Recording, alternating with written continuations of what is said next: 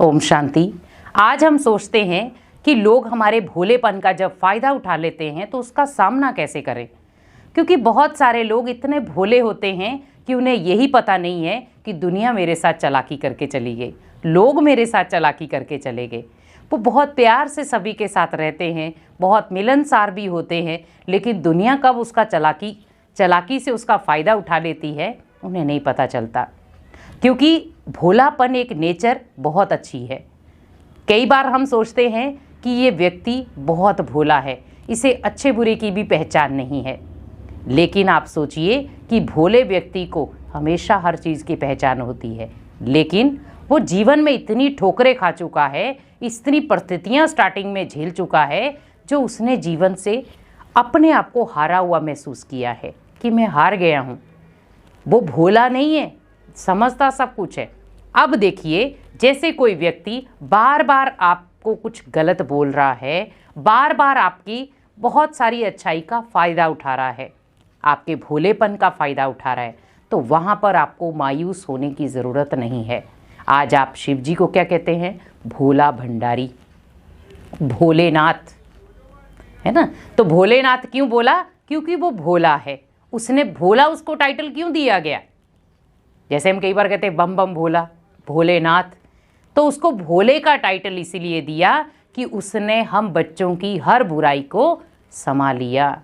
इसीलिए उसे दुनिया में हम जो दिखाते हैं, कथाओं में दिखाते हैं कि उन्होंने क्या किया था, जहर का प्याला पी लिया था।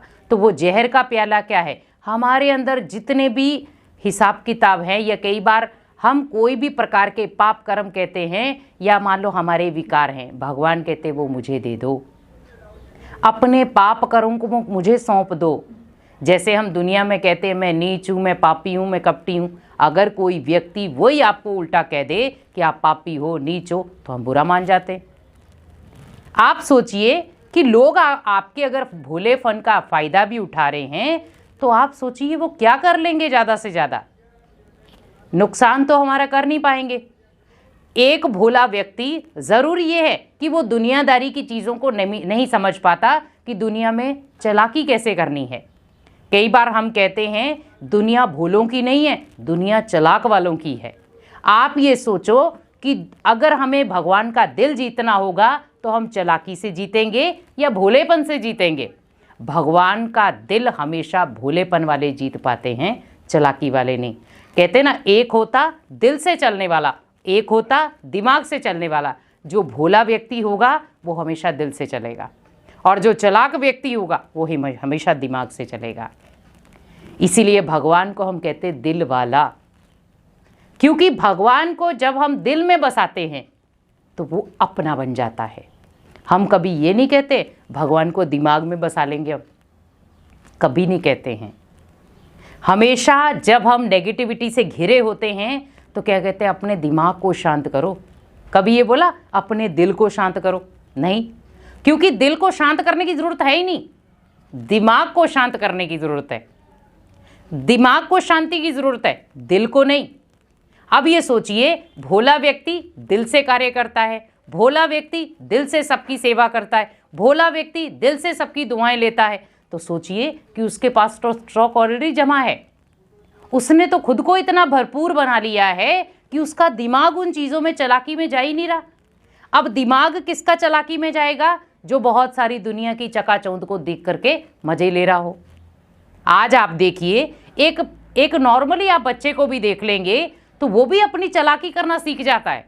मुझे मम्मी पापा से पैसे कैसे लेने हैं, मुझे मम्मी पापा से खिलौने कैसे लेने हैं। मान लो आप अपने बच्चे को मेले में लेकर गए, आप घर पे कह रहे मेरा बच्चा तो बहुत भोला है। मेले में गए, उसे पता है कि मेले में मम्मी पापा मुझे कोई खरीदारी नहीं करने देंगे, एक अगर खिलौना ले दिया तो दूसरा नहीं लेने देंगे, तो क्या करता है वो? आजकल के बच्चे क्या करते हैं? लेट जाते हैं, और लेट करके रोना शुरू हो जाते हैं, मिट्टी में लथपथ होना शुरू हो जाते हैं। कई बार कहेंगे हम ये भी नहीं खाएंगे, हम ये भी नहीं खाएंगे, और एक ही जगह स्थिर हो जाते हैं कि मुझे कहीं जलना भी नहीं है। अब उस समय हम हार जाते हैं, अरे इसने तो मेरी या नाक ही कटवा दी मेले में, अब मुझे इसको खरीद करानी पड़ेगी, इसको खिलौना देना पड़ेगा। अब आप क्या कह रहे थे? मेरा बच्चा बहुत भोला है। उसने क्या किया? अपना दिमाग चलाया कि मम्मी पापा कैसे मेरे को खिलौना दे सकते हैं। अब एक बच्चा होता है, अगर उसके मम्मी पापा ने कह दिया बेटा हमारे पास पैसे इतने नहीं है, ओनली हम मेला देख कर आ जाएंगे, हाँ तुझे जो खाना होगा वो बता देना, हम खा पी के आ जाएंगे। तो बच्चा क्या करता, हाँ मम्मी कोई बात नहीं। अब वो पूरा मेला घूम लेगा, लेकिन उसका कहीं खाने पीने को भी दिल नहीं करेगा, कुछ भी नहीं, खिलौने लेने का भी दिल नहीं करेगा, और वापस आ जाएगा। और आएगा भी बहुत खुशी से। क्यों? क्योंकि वो दिल से गया था, दिल से माता पिता का उसने रिगार्ड रखा था। तो माता पिता की उसने मजबूरी को भी समझा, क्योंकि जो भोला व्यक्ति होगा वो सामने वाले की मजबूरी समझ सकता है, लेकिन जो चालाक व्यक्ति होगा वो किसी की मजबूरी नहीं समझता, ना वो समझेगा, क्योंकि उसके पास वो दिल है ही नहीं। क्योंकि चालाक व्यक्ति हमेशा जीवन में कोई ना कोई शतरंज की बाजी खेलता रहेगा। जो चालाक व्यक्ति होगा जीवन में भले वो अपने साथ सोचे कि वो जीत गया है, लेकिन बहुत सारी चालाकियों के कारण वो अपने जीवन से हमेशा अपने आप को हारा हुआ महसूस करेगा। लेकिन जो भोला व्यक्ति होगा वो भले उसको चालाकियां नहीं आती, लेकिन वो सभी को दिलों को जीतने वाला बन जाएगा, सभी लोगों के दिल को जीत करके वो राजा बन जाएगा। हमेशा कहा जाता है कि भोले व्यक्ति की दुनिया परीक्षा लेगी, समाज परीक्षा लेगा, लोग परीक्षा लेंगे, और आज तो अपने ही परीक्षा ले लेते हैं। अरे ये भोला है, इसको तो किनारे पर रख दो, उससे सलाह भी कोई नहीं लेगा कि मान लो ये भोला है, इसको तो परख ही नहीं है, इसको तो समझ ही नहीं है, लेकिन समझदार वही होता है। लेकिन आज भोलेपन के भी दो रूप है, एक होता है दिल से भोला, एक होता है दिमाग से भोला। तो वो दुनिया वालों के सामने दिखाता है कि मैं बहुत भोला हूं, लेकिन अंदर से वो दिमाग भी चला लेता है। तो उसे कहते हैं दिल और दिमाग का भोला। उसे यही नहीं पता कि मुझे दिल का भोला करना है, दिमाग का भोला करना है।